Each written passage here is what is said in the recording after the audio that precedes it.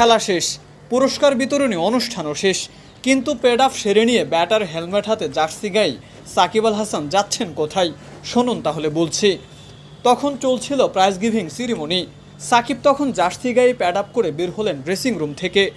এরপর বিসিবির সিইও নিজামুদ্দিন চৌধুরীকে দেখে ব্যাট রেখে ছুটে গেলেন। গল্প শেষ করে যোগ দিলেন সিরিজ জয়ের ফটো সেশনে। কদিন আগে ফতুল্লায় সেলফি তুলতে আসে এক ভক্তকে মারতে গিয়ে আলোচনার জন্ম দেওয়া সাকিব আল হাসান এদিন মিরপুরে ভক্তদের ফোন নিয়ে নিজেই সেলফি তুললেন। মুড ভালো থাকলে সাকিব আল হাসান কখনোই ভক্তদের হতাশ করেন না। সাকিবের সাথে এভাবে ফ্রেমবন্দি হওয়াটা ওদের কাছে স্বপ্নের চেয়েও যেন বেশি কিছুই। এরপর সাকিব ছুটলেন মিরপুরের সেন্টার উইকেটের দিকে। তড়িঘড়ি করে গ্লাভস পরে ব্যাট নিয়ে গ্রাউন্ডসম্যানের সাথে কথা বলে গেলেন ব্যাটিংয়ে।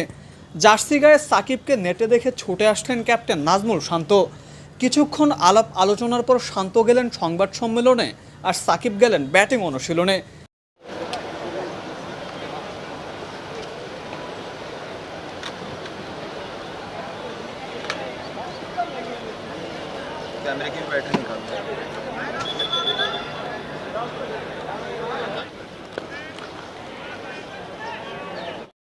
ব্যাটিং কোচ ডেভিড হ্যাম্পার একটা থ্রোয়ারকে নিয়ে চলল সাকিবের লড়াই।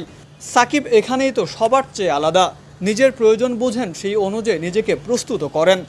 সিরিজ জয়ের পর অফিসিয়াল ফটো সেশন শেষে দলের সবাই যখন ড্রেসিং রুমে, সাকিব তখন জার্সি পরে সেন্টার উইকেটে ব্যাটিং করে যাচ্ছেন।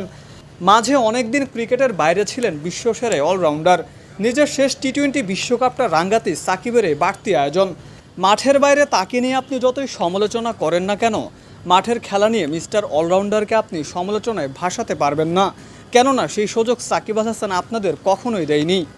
Mirpur Sher-e-Bangla national cricket stadium থেকে মুকাদ্দেস হোসেন, ডেইলি ক্রিকেট।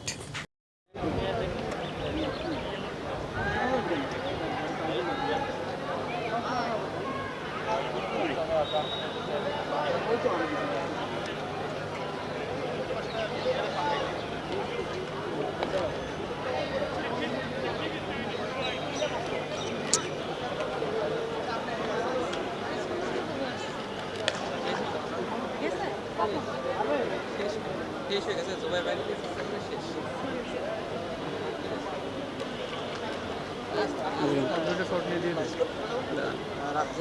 আরে না রাত্রে যাবো ম্যাচ শেষ সব শেষ।